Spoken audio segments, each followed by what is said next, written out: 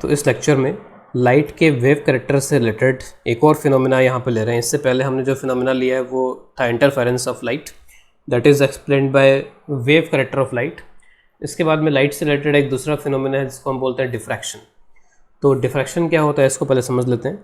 तो diffraction is basically spreading of light into the geometric shadow of an obstacle or an aperture in the path of propagation of light।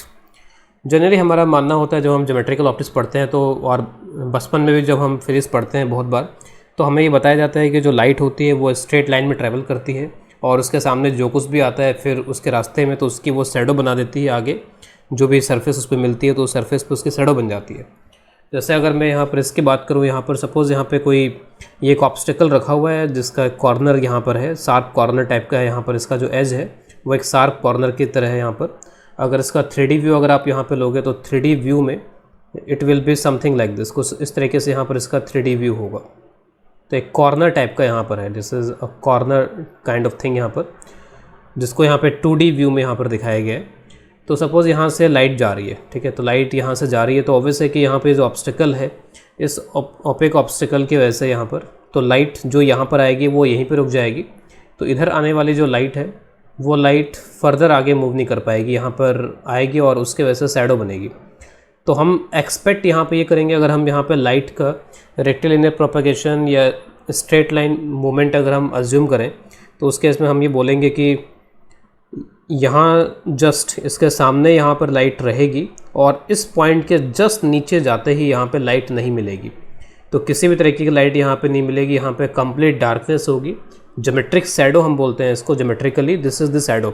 अगर हम geometry का use करें, geometry किस पे based होती है, स्ट्रेट लाइन और इन सब पे बेस्ड होती है ज्योमेट्री। तो अगर हम ज्योमेट्री का यूज़ करें तो हम बोलेंगे कि ये ज्योमेट्रिकल शैडो यहाँ पर होनी चाहिए और this is the area of illumination, यहाँ पर लाइट होनी चाहिए। लेकिन रियल प्रैक्टिस में, एक्चुअल में, प्रैक्टिकली यहाँ पर ये नहीं होता है। होता क्या है यहाँ पे प्रैक्टिकली इसमें कि जो लाइट यहाँ पर जाती है जो लाइट यहाँ पे जाती है वो लाइट, ठीक है, यहाँ पे आपको ज़्यादा इंटेंसिटी मिलती है लेकिन यहाँ पर भी कुछ कुछ इंटेंसिटी मिलती है। इसको मैंने थोड़ा सा ज़्यादा ब्राइट दिखा दिया, यहाँ पे थोड़ी ब्राइटनेस या इंटेंसिटी मैंने कम कर दी है। तो इसका मतलब यहाँ पे जो कॉर्नर पॉइंट है, जो भी यहाँ पर ये कॉर्नर है, इस कॉर्नर से लाइट जो है बेंड होकर के नीचे की तरफ भी आती है, इसके ज्योमेट्रिक शैडो में भी आती है। जो लाइट होती है वो लाइट यहाँ पर स्प्रेड हो जाती है, लाइट स्प्रेड्स। तो लाइट का ये जो स्प्रेड है इस तरीके का, कुछ इस तरीके से लाइट यहाँ पर स्प्रेड होकर के इस रीजन में भी पहुँच रही है। वो स्ट्रेट तो जा ही रही है, ऐसे तो जा ही रही है लाइट यहाँ पर, और उसके साथ साथ वो स्प्रेड होकर के नीचे की तरफ भी आ रही है, इस कॉर्नर से वो स्प्रेड हो जा रही है। तो इस तरीके का जो स्प्रेडिंग है, this spreading is known as diffraction.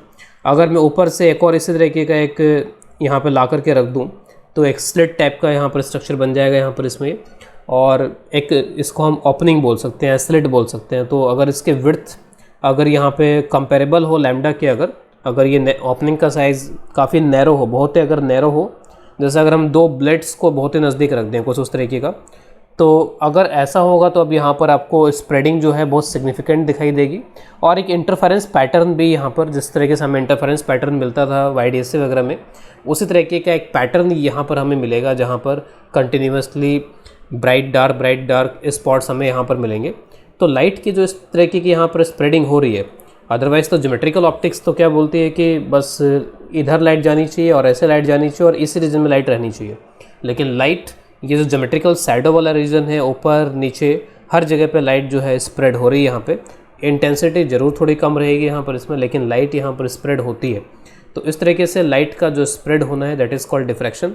और ये साउंड के लिए भी होगा, लाइट के लिए भी होगा, साउंड के लिए भी होगा। साउंड भी जो होती है वो इस तरीके की ओपनिंग से, कॉर्नर से एक तरीके से उसका बेंडिंग हो जाती है। इस तरीके का बेंडिंग या जो स्प्रेडिंग है that is called diffraction. Light के मुकाबले साउंड का डिफ्रैक्शन ज़्यादा इजी होता है, क्योंकि हमें यहाँ पर जो साइज़ चाहिए वो लैम्डा के कंपेरेबल चाहिए। अगर हमें ये साइज़ लैम्डा के कंपेरेबल चाहिए, या लैम्डा से अगर बहुत ज़्यादा ये साइज़ होगा तब डिफ्रैक्शन उतना खास होता नहीं है। तो लैम्डा के कंपेरेबल होना चाहिए। और लाइट का लैम्डा कम होता है। लाइट का लैम्डा, जैसे अगर हम विजिबल लाइट की बात करें तो 400 नैनोमीटर से लेकर के 700 नैनोमीटर के बीच में रहता है यहाँ पर, तो बहुत ही कम होता है लैम्डा। अगर मैं साउंड के लिए बात करूँ यहाँ पे, तो साउंड के लिए अगर मैं लैम्डा की एक कैलकुलेशन यहाँ पे करूँ तो ये हो जाएगा V/F। V अराउंड मान लीजिए आप यहाँ पे 300 वेलोसिटी 300 मान लीजिए और ये 500 फ्रिक्वेंसी मान लीजिए, तो 0.6 मीटर। तो साउंड की अगर हमने यहाँ पे वेवलेंथ निकाली तो ठीक ठाक वेवलेंथ हमने यहाँ पे निकाल ली, 0.6 मीटर आ रहा है यहाँ पर ये। अगर मैं वही लैम्डा लाइट के लिए अगर बात करूँ तो एक एवरेज वैल्यू यहाँ पे 500 नैनोमीटर टाइप का होगा। तो लाइट की वेवलेंथ बहुत कम होती है, तो नैरो ओपनिंग मिलना, लैम्डा के कंपेरेबल ओपनिंग मिलना लाइट में थोड़ा ज़्यादा मुश्किल होता है, साउंड में बहुत इजी है। तो साउंड का डिफ्रैक्शन ज़्यादा होता है as compare to light. Light का डिफ्रैक्शन मुश्किल होता है और वो सिग्निफिकेंट तभी हो पाता है जब बिल्कुल आप इस तरीके का ओपनिंग साइज़ लेकर के आओ, इस तरीके का नैनोमीटर टाइप का, माइक्रोमीटर टाइप का ओपनिंग साइज़ अगर लेकर के आते हो तो आपको यहाँ पे जो डिफ्रैक्शन पैटर्न है या जो स्प्रेडिंग है वो थोड़ी सिग्निफिकेंट दिखाई देगी। इसके बाद नेक्स्ट ले रहे हैं सिंगल स्लिट डिफ्रैक्शन।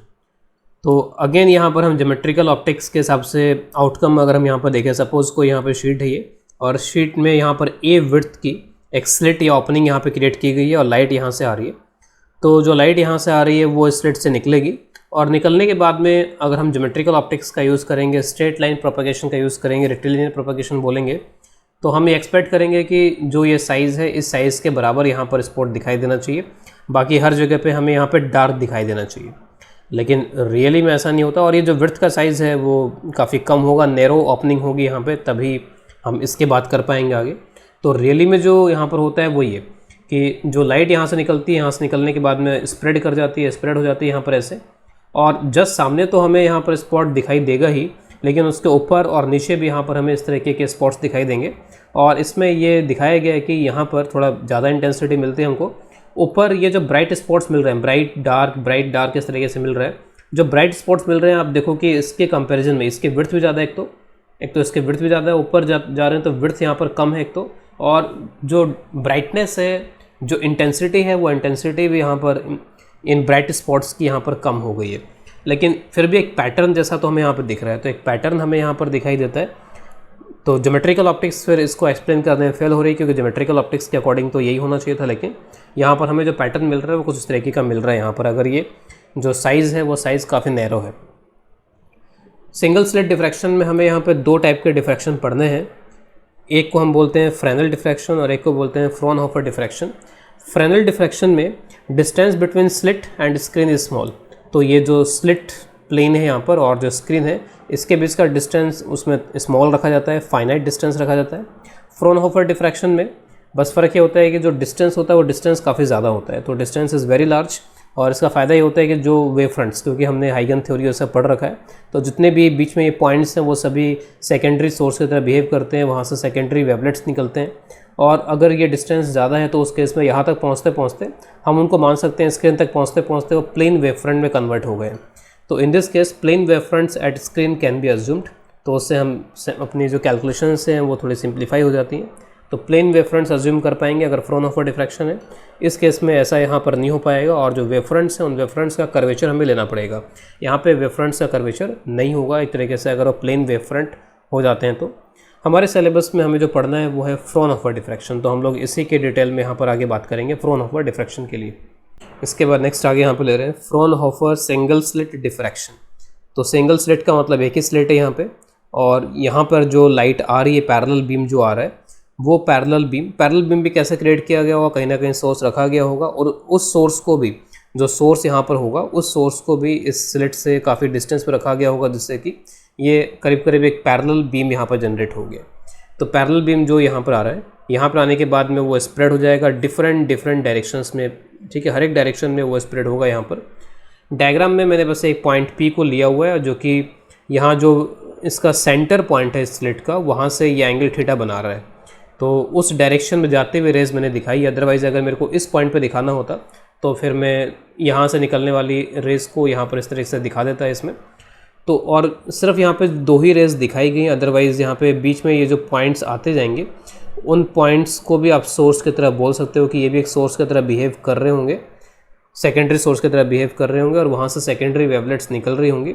लेकिन डायग्राम को कॉम्प्लिकेटेड ना करने के लिए हमने यहाँ पर उनको दिखाया नहीं है, उनको मैंने अलग से यहाँ पर दिखा दिया है। तो इसको थोड़ा सा एक तरीके से इनलार्ज जूम करके इस डायग्राम को बनाया गया है, और यहाँ पे इस तरीके के इनफाइनाइट यहाँ पर ये पॉइंट्स हो जाएंगे जो कि सोर्स की तरह बिहेव कर रहे होंगे, और इनसे यहाँ से करीब करीब पैरेलल रेज यहाँ से निकल रही होंगी, क्योंकि कैपिटल D जो होगा वो इस स्मॉल a के कंपैरिजन में बहुत बड़ा होता है। Small A is much less than this capital D. तो यहाँ से जो निकलेंगे उनको आप नियरली सबको पैरेलल अज्यूम कर सकते हो। तो किसी एक पर्टिकुलर एंगल थीटा पे निकलने वाले यहाँ पर ये रेज को आप इस तरीके से दिखा सकते हो। अगेन अगर आप यहाँ पर अब आप पैटर्न की जब बात करोगे तो उसकी कैलकुलेशन के लिए हमें क्या करना पड़ेगा। तो यहाँ पर हम कैलकुलेशन वैसे दिखा नहीं रहे हैं, लेकिन कैलकुलेशन करने का तरीका ये रहेगा इसमें कि यहाँ पर आप n number of sources assume कर लो और वो n नंबर ऑफ़ सोर्सेज आपस में इंटरफेयर करके या सुपरपोजिशन बोल दो या इंटरफेरेंस बोल दो, सब बात बराबर ही है यहाँ पर इसमें। तो उन n सोर्सेज का आप यहाँ पर सुपरपोजिशन रिजल्टेंट लोगे इस P पॉइंट पे। तो एक तरीके से n सोर्सेज हैं, उन n सोर्सेज से जो रेज आ रही हैं वो यहाँ पर इंटरफेयर कर रही हैं और उससे आप यहाँ पर नेट इंटेंसिटी फिर पता करोगे कि वहाँ पे नेट इंटेंसिटी कितनी है। तो इस तरीके के n सोर्सेज हैं और लास्ट में हमारा जो n के टर्म्स में एक्सप्रेशन आएगा उसमें हम n टेंडिंग टू इन्फिनिटी कर देंगे, क्योंकि there infinite number of points between this two extremities, या जो स्लिट विड्थ है इस विड्थ के अंदर इनफाइनाइट नंबर ऑफ इस तरीके के पॉइंट्स होंगे। तो हम n अज्यूम करके कैलकुलेशन करेंगे और n को n टेंडिंग टू इन्फिनिटी कर देंगे। इसमें भी करना ये होगा कि हम यहाँ पर पेयर बनाते चले जाएंगे और उनके बीच में पार्ट डिफरेंस देख लेंगे, पार्ट डिफरेंस से फिर हम फेज डिफरेंस और उसके बाद में उससे इंटेंसिटी देख लेंगे। जैसे मान लीजिए अगर मेरे को एक पेयर मैंने ये स्टार्टिंग वाला और लास्ट वाला अगर ले लिया, तो स्टार्टिंग वाले से जो रेज आ रही है और लास्ट वाले से जो रेज आ रही है, तो अब पूरा ये डिस्टेंस a हो गया। तो इनके बीच में जो यहाँ पर पार्ट डिफरेंस होगा वो पार्ट डिफरेंस यहाँ पे कितना हो जाएगा, a sin थीटा। अगर मैंने दो पॉइंट ऐसे लिए कि एक पॉइंट यहाँ पे लिया और एक पॉइंट यहाँ पे लिया और उनके बीच में डिस्टेंस मान लीजिए a/2 है, तो a/2, तो उन दोनों के बीच में जो पार्ट डिफरेंस होगा वो a/2 sin थीटा हो जाएगा। तो वो कैलकुलेशंस हम यहाँ पर दिखा नहीं रहे हैं, ज़रूरत नहीं, हमें बस जो फाइनल रिज़ल्ट आ रहा है उससे मतलब यहाँ पर इसमें। तो जो रिज़ल्ट यहाँ पे आ रहा है वो रिज़ल्ट यहाँ पर ये a यहाँ पर है स्लिट विड्थ, ठीक है। इंटेंसिटी एट स्क्रीन, हमें इससे मतलब है कि डिफरेंट पार्ट्स ऑफ स्क्रीन पे हमें कितनी इंटेंसिटी मिल रही है उसके फार्मूले से। तो उसका फार्मूला यहाँ पर ये I is equal to some I0 sine square beta divided by beta square. अभी बीटा कहीं पर भी आपको इस डायग्राम में नहीं दिखाई देगा, तो बीटा जो है वो इसके बराबर होता है, where beta is equal to pi A तो आपको दिख रहा है यहाँ पे स्लिट विड्थ है, साइन थीटा में जो थीटा यहाँ पर आ रहा है, साइन थीटा में जो थीटा यहाँ पे आ रहा है वो इस पर्टिकुलर पॉइंट का लोकेशन है। यहाँ से सेंटर वाले पॉइंट को आप इससे ज्वाइन कर लो तो वो लोकेशन आ जाएगा। तो sine theta divide by lambda, lambda is wavelength. तो फॉर्मूला यहाँ पर इंटेंसिटी का ये है, उसमें बीटा एक अलग से डिफाइन की हुई क्वांटिटी है और बीटा जो है वो इसके बराबर होता है यहाँ पर इसमें। तो this formula you have to remember, ये फार्मूले आपको इसमें याद करने पड़ेंगे डायरेक्टली। अब इसके बाद में कहाँ मैक्सिमा कहाँ मिनिमा, ठीक है, अगली बात इसकी आती है। तो जैसे अगर मान लो आप यहाँ पर बिल्कुल इस पॉइंट के आसपास चलो, ठीक है, तो इस पॉइंट के अगर आप आसपास चलते हो तो आपको पता ही है कि यहाँ पर अगर आप इस तरीके से दो पार्ट्स के अगर पेयर बना लो तो आप बोलोगे कोई पार्ट डिफरेंस वगैरह नहीं आएगा, तो मैक्सिमा होना चाहिए यहाँ पे। तो we are expecting maxima near this point हो, इस पॉइंट पे मैक्सिमा होना चाहिए। तो थीटा टेंडिंग टू जीरो, अगर थीटा जीरो को टेंड कर रहा है यहाँ पे तो साइन थीटा जीरो हो जाएगा, तो बीटा जो होगा वो जीरो को टेंड करेगा। अब बीटा अगर जीरो को टेंड करता है तो लिमिट आपको पता होनी चाहिए कि जब बीटा जीरो के आसपास होता है तो साइन बीटा और बीटा दोनों बराबर हो जाते हैं, sign theta is equal theta हो जाता है अगर थीटा जीरो को टेंड करता है तो उस केस में sign beta by beta will tend towards 1, और उस केस में आई जो होगा वो आई नोट के बराबर हो जाएगा। तो I is equal to I naught. तो theta is equal to zero एक तरीके से मैक्सिमा को रिप्रेजेंट कर रहा है, एक तरीके से सेंट्रल मैक्सिमा के location theta is equal to zero, और उस सेंट्रल मैक्सिमा पे जो इंटेंसिटी वो आई नोट के इक्वल है। तो एक तरीके से इस फॉर्मूले में जो आई नोट यहाँ पे आ रहा है वो आई नोट यहाँ पे क्या हो जाएगा, this is the intensity at the central maxima, central maxima वाले लोकेशन पे दिस इज द इंटेंसिटी, ठीक है। तो सेंट्रल मैक्सिमा हमको यहाँ पर मिल गया इसमें। अब इसके बाद में पहले हम मिनिमा की यहाँ पर बात कर लेते हैं। तो मिनिमाज कहाँ पर बन रहे हैं, तो मिनिमा यहाँ पर बताना थोड़ा ज़्यादा आसान रहता है। तो मिनिमा कहाँ पर बन रहे हैं इसमें, तो साइन, इसके लिए आपको इंटेंसिटी जीरो करनी होगी, तो साइन बीटा को आप जीरो कर दो, तो sine beta is equal to zero. अगर बीटा जीरो होता है तो beta is equal to some multiple of pi, ठीक है, तो beta is equal to M pi. M यहाँ पे जीरो नहीं होना चाहिए, अदरवाइज फिर बीटा जीरो हो जाएगा, और बीटा जीरो होने का मतलब फिर यहाँ पर ये हो जाएगा कि आप यही वाला पॉइंट आपको मिल गया, जबकि ये तो हम डिक्लेयर कर चुके हैं कि तो मैक्सिमा है। तो यहाँ पर आपको एम जीरो नहीं लेना है, एम 1 2 3 वगैरह हो सकता है, ठीक है। तो यहाँ पर beta is equal to M pi हो जाएगा। लेकिन अभी बीटा है, हमारा इंटरेस्ट यहाँ पर थीटा में है कि क्योंकि डायग्राम में एक्चुअल जो चीज़ है वो तो थीटा है, तो इससे हम थीटा निकाल सकते हैं। कैसे निकालेंगे, बीटा को आप यहाँ पर एम पाई रख दो इस इक्वेशन के अंदर, और उसके बाद में फिर यहाँ से आप थीटा निकालो, तो वही रखा गया यहाँ पर इसमें। तो उससे जो साइन थीटा आ गया वो m लैम्डा बाई a के बराबर आ गया। अब इसमें आप m इज इक्वल टू 1 2 3 या -1 2 3 माइनस करेंगे तो नीचे वाले थीटा आएंगे, नीचे वाले पॉइंट्स आएंगे बस यहाँ पर। तो मिनिमा की जो लोकेशन होगी उसके लिए जो साइन थीटा है वो साइन थीटा यहाँ पर plus minus lambda by A, plus का मतलब ऊपर हो गया, माइनस का मतलब एक तरीके से नीचे वाले पॉइंट्स हो गए। तो lambda by A, 2 lambda by A, 3 lambda by इस तरीके का आ गया। तो साइन थीटा की जो वैल्यूज़ आ रही हैं वो तो यूनिफॉर्मली स्पेस्ड आ रही हैं। थीटा की वैल्यू यूनिफॉर्मली स्पेस्ड हो भी सकती हैं और नहीं भी हो सकती हैं। अगर यहाँ पे थीटा स्मॉल है, ठीक है, तो एक क्वेश्चन मार्क यही है कि अगर थीटा स्मॉल है तब, और अगर हमें कुछ पता नहीं है थीटा के बारे में तो हम स्मॉल मान के ही चलते हैं फिर। तो साइन थीटा अगर यहाँ पे स्मॉल है तो आप यहाँ पे साइन थीटा को थीटा लिख सकते हो। तो यही वैल्यूज़ थीटा की भी हो जाएंगी। Theta is equal to plus minus lambda by A, theta is equal to plus minus 2 lambda by A. तो उससे दिख रहा है कि जो स्पेसिंग है, एंगुलर स्पेसिंग है, एंगुलर सेपरेशन है, वो यहाँ पर यूनिफॉर्म टाइप का। कितना सेपरेशन आएगा यहाँ पर? लैम्डा बाई ए के बराबर। तो लैम्डा बाई ए आया, फिर अगली बार फिर लैम्डा बाई ए और इंक्रीमेंट हो गया, फिर लैम्डा बाई ए इंक्रीमेंट हो गया। Sine theta is equal to अगर थीटा है तो, ठीक है। तो इसको मैं यहाँ पर कर देता हूँ, if theta is small sine theta is equal to theta, आप यहाँ पर यूज़ कर सकते हो इसमें। फिर इसके बाद में ये तो हो गया मिनिमाज की लोकेशन। मैक्सिमा की लोकेशन, तो यहाँ पर मैक्सिमा उतना इजी नहीं होता। यहाँ पर मैक्सिमा निकालने के लिए हमें थोड़ा सा यहाँ पे कुछ इस तरीके से करना पड़ेगा, क्योंकि यहाँ पे थोड़ा सा जो फंक्शन है वो थोड़ा कॉम्प्लेक्स टाइप का फंक्शन है। साइन स्क्वायर बीटा, और बीटा नीचे भी यहाँ पर आ रहा है।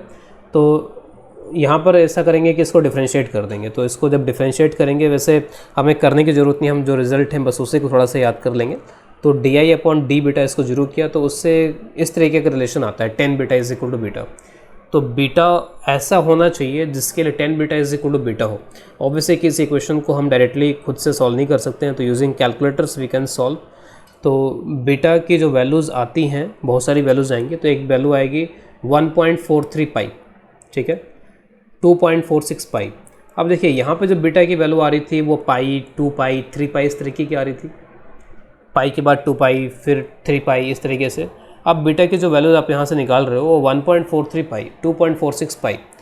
तो पाई से लेकर 2 पाई के बीच में जो मिडिल पॉइंट है वो तो 1.5 पाई है, लेकिन ये एग्जैक्टली मिड में नहीं आ रहा, ये भी एग्जैक्टली मिड में नहीं आ रहा। तो इसका मतलब है कि जो मैक्सिमाज हैं वो एग्जैक्टली मिड में नहीं आते। दो मिनिमा तो यहाँ पे यूनिफॉर्म स्पेसिंग पर है ऑलमोस्ट, लेकिन दो मैक्सिमाज यूनिफॉर्म स्पेसिंग पे तभी है जब sign theta is equal theta है, लेकिन ये तो सर्टेनली यूनिफॉर्म स्पेसिंग पे नहीं है यहाँ पर जो मैक्सिमाज हैं।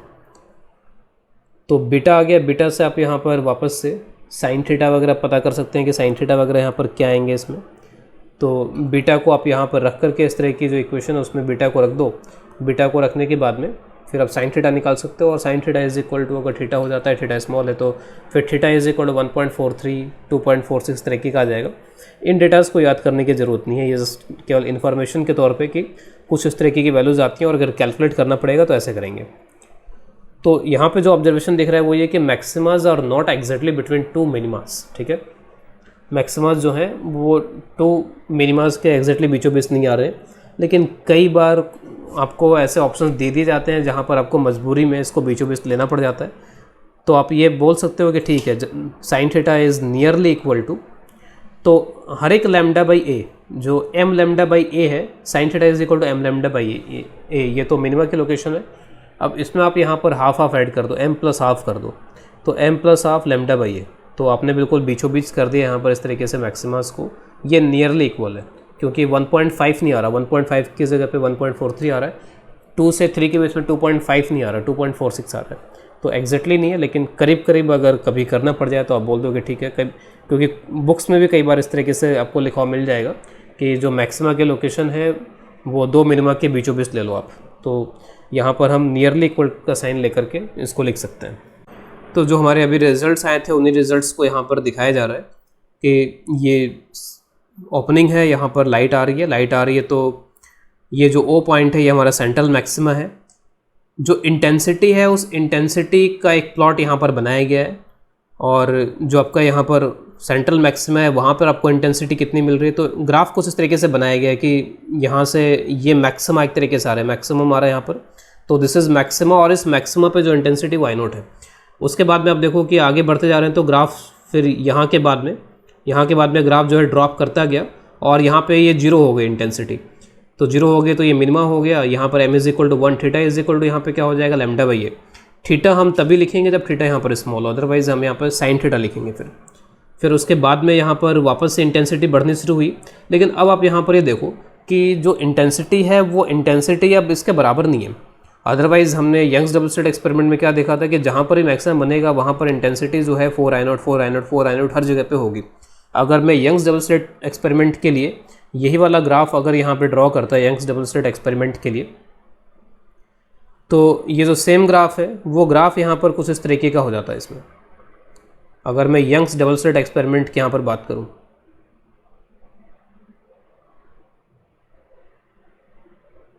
जो इंटेंसिटी है वो इंटेंसिटीज बराबर है। मैं इसको बराबर दिखाने की कोशिश कर रहा हूँ यहाँ पर इसमें, ठीक है। इस तरीके से ये इंटेंसिटीज जो हैं बराबर बराबर आ रही हैं। लेकिन यहाँ पे देखो इंटेंसिटी कितनी कम हो गई अचानक से। यहाँ पे I0 है और यहाँ पे I0 का 1/22 है, यहाँ पे I0 का 1/61 है। तो इंटेंसिटी के मामले में जो सेंट्रल मैक्सिमा है ऑलमोस्ट सारी इंटेंसिटी वहीं पर है। करीब करीब 80-84% एनर्जी जो है वो यहीं पर कंसनट्रेटेड है। बाकी और पैटर्न मिल रहे हैं मेरे को, लेकिन वहाँ पर इंटेंसिटी जो है वो बहुत ही ज़्यादा कम हो जा रही है। वहाँ पर इंटेंसिटी बहुत ही ज़्यादा कम हो जा रही है as compare to the central maxima. तो ये एक डिफरेंस है YDSC में जो पैटर्न मिलता था वहाँ पर और यहाँ पे जो पैटर्न मिल रहा है उसमें ये एक बहुत बड़ा डिफरेंस है। कुछ डिफरेंसेस मैंने यहाँ पे लिस्ट किए हुए हैं। Difference between YDSC interference pattern and single slit diffraction pattern. तो in diffraction central maxima has twice the width as compare to other maxima. यहाँ पर अगर आप यहाँ पर ये देखो तो जो एंगुलर विड्थ है यहाँ पर, ठीक है, एंगुलर विड्थ की बात कर रहे हैं, सेंट्रल मैक्सिमा की एंगुलर विड्थ। तो angular width of central maxima कितना आ जाएगा यहाँ पर ये, तो ऊपर भी ये एंगल लैम्डा बाई ए और नीचे भी लैम्डा बाई ए, तो टोटल मिला के कितना हो जाएगा 2 लैम्डा बाई ए। इसके बाद जो बाकी के मैक्सिमा है, तो जैसे उसके बाद जो यहाँ पर मिनिमास बन रहे हैं, तो 2 मिनिमा यहाँ पर इस तरीके से बन रहे हैं। तो 2 मिनिमा के बीच में ये जो गैप यहाँ पर बन रहा है, सेंट्रल मैक्सिमा का विड्थ यहाँ पर मतलब क्या हुआ कि ये जो मिनिमा है और ये जो मिनिमा इनके बीच का जो गैप है ये सेंट्रल मैक्सिमा की विड्थ है। फिर उसके बाद ये जो मिनिमा है और ये जो मिनिमा इनके बीच का जो एंगुलर सेपरेशन है वो इस वाले मैक्सिमा की विड्थ है, ठीक है। तो ये विड्थ कितनी आ जाएगी, तो 2 lambda by A minus lambda by A, lambda by A के बराबर। तो this width is lambda by A, फिर अगली विड्थ भी लैम्डा बाई ए यहाँ पे।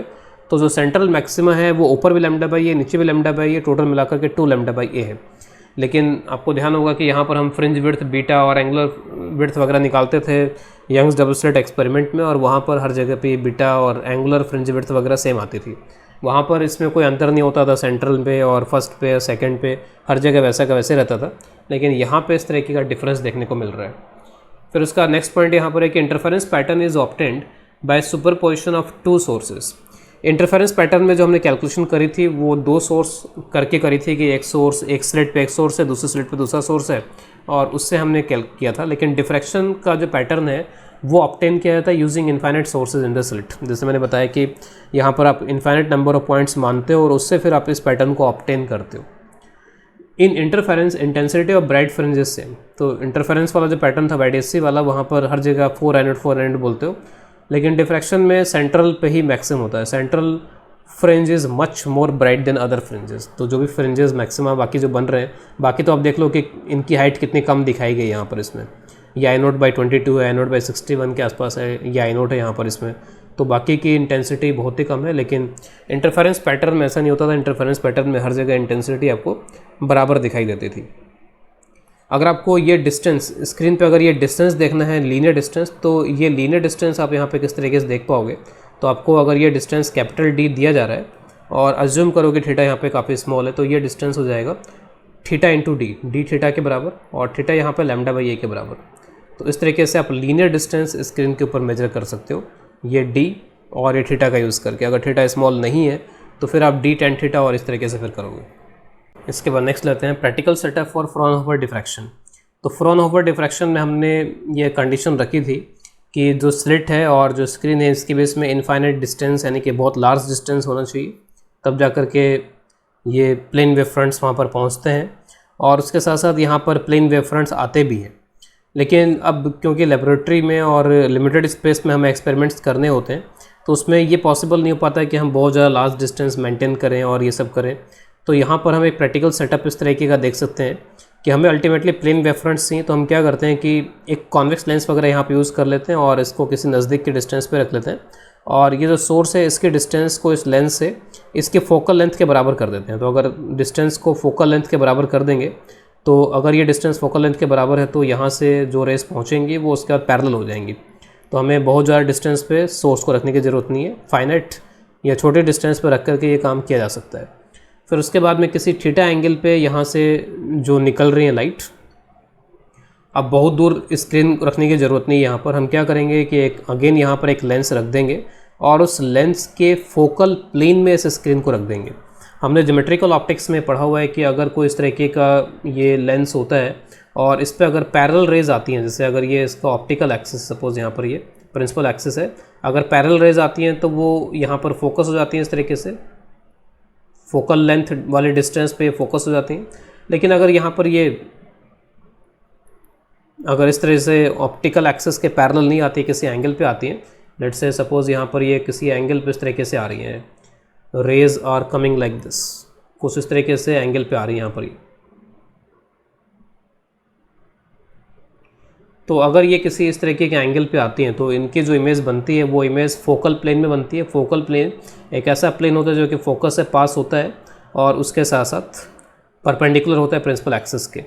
तो जैसे अगर मेरे को लोकेट करना है कि कहाँ पर ये इमेज बनेगी इसकी, तो उस केस में ऐसा कर सकता हूँ कि इस पॉइंट को उठाऊँगा जो कि ऑप्टिकल सेंटर से पास हो रहा है, तो उस रे को आप सीधा आगे पहुँचा दो क्योंकि इसमें किसी तरीके का डेविएशन नहीं आता है, और बाकी जो है फिर इस तरीके से यहीं पर जाकर के मिल जाएंगे। और ये जो डिस्टेंस है ये एंगल थीटा, इधर भी एंगल थीटा बन जाएगा, ये एफ डिस्टेंस हो गया। तो ये जो डिस्टेंस जहाँ पर ये इमेज बन रही है ये डिस्टेंस हो जाएगी एफ थीटा। तो this is F theta distance. तो वो यहाँ पे दिखाया गया, अगर किसी एंगल थीटा पे अगर यहाँ पे इस तरीके से रेज जा रही हैं किसी एंगल थीटा पे, तो उसको हम डायरेक्टली यहाँ पर इन सभी रेज को जो किसी पर्टिकुलर एंगल थीटा पर ये जो रेज जा रही हैं यहाँ पर, उसको हम यहाँ पर किसी एक पर्टिकुलर पॉइंट पे यहाँ पर फोकस कर सकते हैं, और वो डिस्टेंस यहाँ पर क्या हो जाएगा, अगर ये डिस्टेंस f के बराबर है तो ये डिस्टेंस उसी तरीके से f थीटा के बराबर हो जाएगा। ऐसे में हमें स्क्रीन को बहुत दूर रखने की ज़रूरत नहीं है, एक फाइनाइट डिस्टेंस, छोटे डिस्टेंस पर रख कर के भी ये काम किया जा सकता है। तो this is the practical setup used in laboratories labs to perform this Fraunhofer diffraction. तो वहाँ पे इन लेंसेज का यूज़ करके हम कम डिस्टेंस में काम चला सकते हैं। और फिर जैसे मान लीजिए आपको यहाँ पर चाहिए कि पहला मिनिमा कहाँ पर बन रहा है, तो थीटा लैम्डा बाई ए हो जाता है, उसकी जो डिस्टेंस है फर्स्ट, जैसे मान लीजिए यहाँ पर ये फर्स्ट मिनिमा है, तो उसके डिस्टेंस फिर यहाँ पे थीटा इज इक्वल टू क्या हो जाएगा, लैम्डा बाई ए। तो F lambda by A, this is the distance on this screen. इसके बाद नेक्स्ट लेते हैं diffraction from a circular opening और अपर्चर। तो ऐसे मान लीजिए कभी यहाँ पर अब तक हमने स्लिट के लिए देखा है, यहाँ पर एक छोटी सी ओपनिंग है जो कि सर्कुलर है यहाँ पर। तो सर्कुलर ओपनिंग जिसके डायमीटर डी है, वहाँ पर लाइट आ रही है, लाइट आने के बाद में वो स्प्रेड हो जाते हैं और स्प्रेड होकर के इस तरीके के पैटर्न बनाती है, जो कि बीच में आप देख रहे हो एक डिस्क है, एक ब्राइट डिस्क है, उसके बाद यहाँ पर एक रिंग है जो कि डार्क है, फिर एक रिंग है जो कि ब्राइट है, फिर एक रिंग है जो कि डार्क है। तो इस तरीके का पैटर्न बनता है, इस तरीके की डिस्क बनती है, इसको बोलते हैं एरे डिस्क। अब यहाँ पर जो हमने फार्मूलेज पहले पढ़े थे वैसे ही फार्मूले यहाँ पर भी, बस थोड़ा सा चेंज, उसमें एक फैक्टर एक्स्ट्रा आ जाता है। तो जो पहला मिनिमा बनता है उसके लिए जो एंगल है, तो वहाँ पर हम एंगल देख रहे थे lambda by a, where a is the size of the opening, slit की जो साइज़ थी वो स्लिट विड्थ थी ए। यहाँ पर डी इसका डायमीटर है, diameter of this circular opening. तो लैम्डा बाई डी आ रहा है, वहाँ पर लैम्डा बाई ए आ रहा था, यहाँ पर लैम्डा बाई डी आ रहा है, लेकिन उसके साथ साथ एक एक्स्ट्रा फैक्टर आ रहा है 1.22। कई बार क्या करते हैं कि इसको रेडियस के टर्म्स में रख देते हैं। तो अगर आप डी को 2r वगैरह रख दो, अगर r रेडियस है तो फिर ये 0.61 हो जाएगा, 0.61 लैम्डा बाई आर। तो आपको थोड़ा इसका ध्यान रखना पड़ेगा कि डायमीटर के टर्म्स में लिखना है या फिर रेडियस के टर्म्स में लिखना है। अगर आप डायमीटर के टर्म्स में लिख रहे हो, अगर यहाँ पे आप डायमीटर यूज़ कर रहे हो तो 1.22 हो जाएगा। अगर आप यहाँ पे रेडियस यूज़ कर रहे हो, आर लैम्डा बाई आर लिख रहे हो, तो फिर यहाँ पे 0.61 आ जाएगा। इसका ध्यान रखेंगे यहाँ पर इसमें। और इसमें भी क्या होता है कि जो ज़्यादातर इंटेंसिटी होती है वो इंटेंसिटी इस सेंट्रल ब्राइट डिस्क में रहती है। तो 84%, 85% जो इंटेंसिटी है वो इस सेंट्रल ब्राइट डिस्क में ही रहेगी, बाकी इंटेंसिटी होती बहुत कम है। एग्जैक्टली इसी तरीके का पैटर्न एक लेंस के लिए भी होता है। तो लेंस में हम उसको सर्कुलर अपर्चर बोल देते हैं कि यहाँ पर ये जो अपर्चर यहाँ पर डायग्राम में तो ऐसा दिखाई दे रहा है, अदरवाइज जो उसका अपर्चर है जहाँ से इसको कट किया गया होगा, तो इस तरीके का जो अपर्चर बनता है वो सर्कुलर अपर्चर बनता है। इस सर्कुलर अपर्चर के कॉर्नर से यहाँ पर इस तरीके का डिफ्रैक्शन पैटर्न मिलता है। जो इन्फाइनाइट से यहाँ पर रेज आ रही हैं वो एक पॉइंट पे फोकस तो हो रही है, लेकिन एक सिंगल पॉइंट पे फोकस होने के बजाय सिंगल पॉइंट भी मिल रहा है और उसके साथ साथ आसपास यहाँ पर ये इस तरीके का पैटर्न मिल रहा है। जो हमें इमेज मिल रही है वो एक सिंगल पॉइंट इमेज नहीं मिल रही, बल्कि वो एक पॉइंट यहाँ पर इस तरीके का मिल रहा है जो कि काफ़ी ब्राइट है, उसके बाद में फिर डार्क, उसके बाद फिर वापस से ब्राइट। तो एक पॉइंट इमेज ना मिलने के बजाय हमें यहाँ पे कुछ इस तरीके की इमेज मिल रही है। इसको बहुत लार्ज स्केल पे डायग्राम बनाया गया है, तो पॉइंट इमेज नहीं मिल रही, जो इमेज मिल रही है वो कुछ इस तरीके के पैटर्न की मिल रही है, जिसमें ज़्यादा जो इम्पॉर्टेंट एरिया है वो है तो यही वाला, ठीक है, जिसमें यहाँ पर मैक्सिमम इंटेंसिटी इसी एरिया के अंदर अंदर है यहाँ पर इसमें। और इसके लिए भी वही थीटा जो पहला मिनिमा यहाँ पर बन रहा है उसके लिए, फर्स्ट मिनिमा जो बन रहा है इधर और इधर, तो उसके लिए थीटा जो है वो लैम्डा बाई डायमीटर। तो डायमीटर को यहाँ पे इन्होंने 2a लिया हुआ है, तो लैम्डा बाई डायमीटर 2a और 1.22। अगर आप यहाँ पे ये 2 का फैक्टर कैंसिल कर देते हो तो लैम्डा बाई ए यहाँ पे क्या हो जाएगा, radius of that circular aperture, फिर 0.61 हो जाएगा। तो जो इमेज है वो एक पॉइंट यहाँ पर नहीं बन रहे, इसका ध्यान रखेंगे। इस तरीके की डिस्क वगैरह यहाँ पर बन रहा है, तो ये एक बहुत बड़ी प्रॉब्लम हो जाती है कई बार कि जो लेंसेज होते हैं, बाद में हम ऑप्टिकल इंस्ट्रूमेंट में इसको थोड़ा डिटेल में देखेंगे कि आपने तो यहाँ पर एक पॉइंट ऑब्जेक्ट देखना था, आपको एक स्टार देखना था, तो वो स्टार यहाँ पर इस तरीके से आपको दिखाई दे रहा है, इस तरीके का यहाँ पर ये डिस्क फॉर्म में यहाँ पर ये स्टार दिखाई दे रहा है। तो जो इमेज बन रही है वो एक पॉइंट, ये थोड़ा सा लार्ज स्केल पर डायग्राम बनाया गया है, तो पॉइंट ऑब्जेक्ट यहाँ पर है, उसकी इमेज जो बन रही है वो पॉइंट जैसी नहीं है, बल्कि फिर वो इस तरीके के डिस्क के फॉर्म में यहाँ पे बन रही है। और कई बार इस तरह से एक दूसरा स्टार भी बगल में होता है और उसके डिस्क और इसके डिस्क कई बार क्या होते हैं, आपस में इस तरीके से कोइंसाइड कर जाती है या फिर आपस में ओवरलैप कर जाती है। तो फिर इनको पहचानना मुश्किल हो जाता है कि आप इस स्टार को देख रहे हो कि इस स्टार को देख रहे हो। तो बाद में हम ऑप्टिकल इंस्ट्रूमेंट्स में देखेंगे कि किस तरीके से हम यहाँ पर इनको दोनों को देख सकते हैं। ये जो लेंस है या फिर जो भी ये टेलीस्कोप है वो इनको अलग अलग, इन दोनों स्टार को अलग अलग दिखा पाएगा नहीं दिखा पाएगा, दोनों ओवरलैप कर जाएंगे, क्या होगा। तो ये एक प्रॉब्लम है जो कि डिफ्रैक्शन की वजह से यहाँ पे क्रिएट होती है। तो एक क्वेश्चन लेते हैं। A single slit of width b is illuminated by coherent monochromatic light of wavelength if second minima in the diffraction pattern at a distance 1 meter from the slit is at 3 centimeter from the central maxima, what is the width of the central maxima। तो जो second minima है वो यहाँ पर है, तो ये आपका सेंट्रल मैक्सिमा, ये फर्स्ट मिनिमा है यहाँ पर, जो कि जिसके लिए एंगल लैम्डा बाई ए के बराबर हो जाता है। ये सेकंड मिनिमा है जिसके लिए एंगल 2 लैम्डा बाई ए के बराबर हो जाता है। तो सेकंड मिनिमा की बात की गई यहाँ पे, is at a distance 1 metre from the slit से 1 मीटर का डिस्टेंस, यानी कि जो कैपिटल डी है वो कैपिटल डी आपका 1 मीटर के बराबर यहाँ पर दिया हुआ है और ये 3 सेंटीमीटर दिया गया है। From central maxima this is 3 centimetre. तो भी हमको बताना है यहाँ पे इसमें कि what is the width of the central maxima. Central maxima की विड्थ क्या है।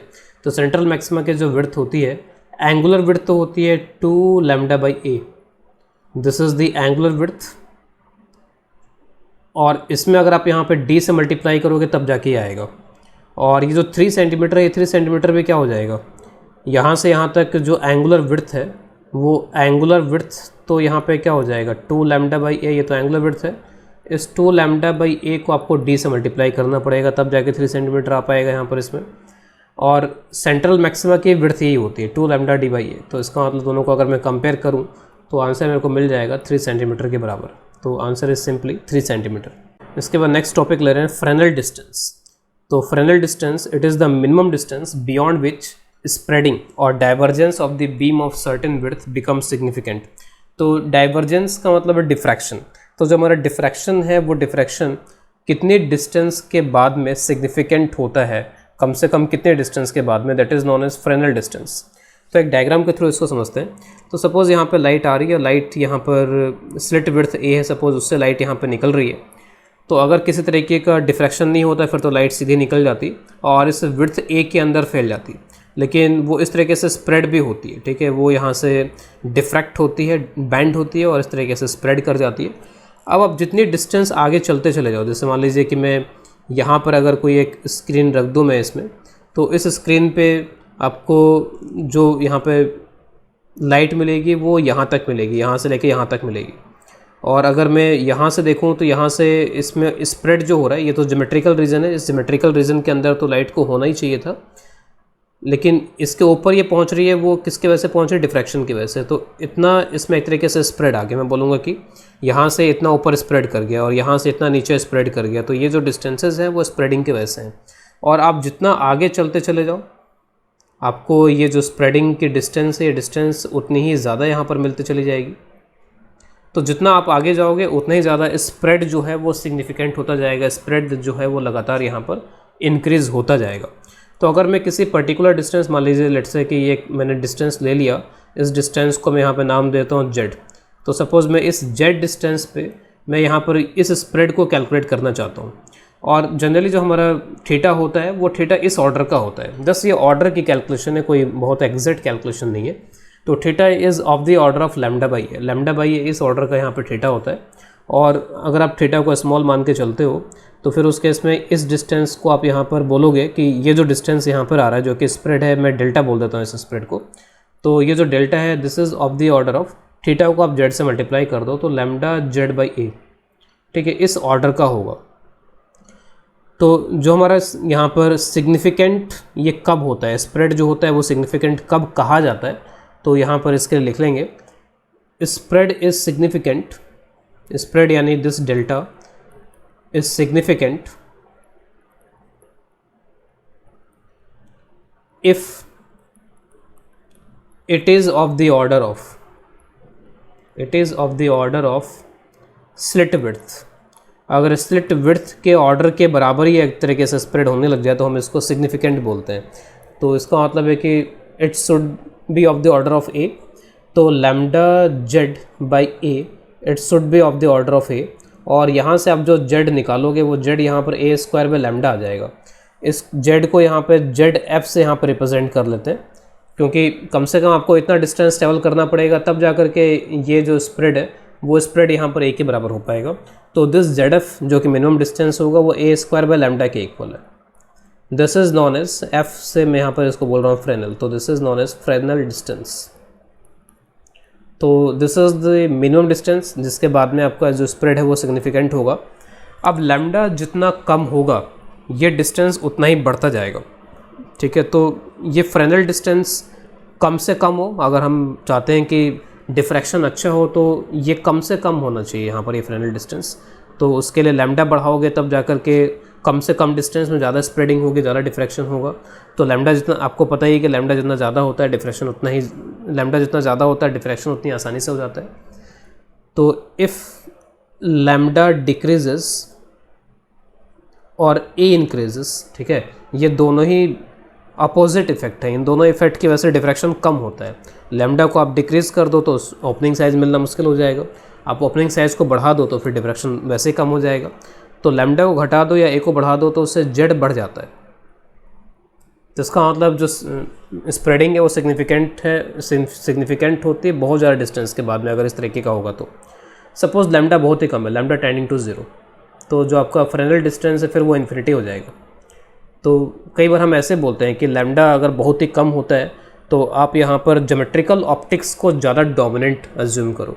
अगर लैम्डा थोड़ा ज़्यादा हो जाता है तो फिर आपका जो डिफ्रैक्शन है वो भी डोमिनेट करता है। तो लैम्डा टेंडिंग टू 0, उस केस में Z F tending to infinity. तो इस वाले केस में तो डेफिनेटली हम बोल सकते हैं कि ज्योमेट्रिकल ऑप्टिक्स का मतलब है कि rectilinear propagation of light. Spreading almost ख़त्म, स्प्रेडिंग आपकी सिग्निफिकेंट हो रही इनफाइनाइट डिस्टेंस पे, इसका मतलब हो ही नहीं रही सिग्निफिकेंट। तो ज्योमेट्रिकल ऑप्टिक्स डोमिनेट्स।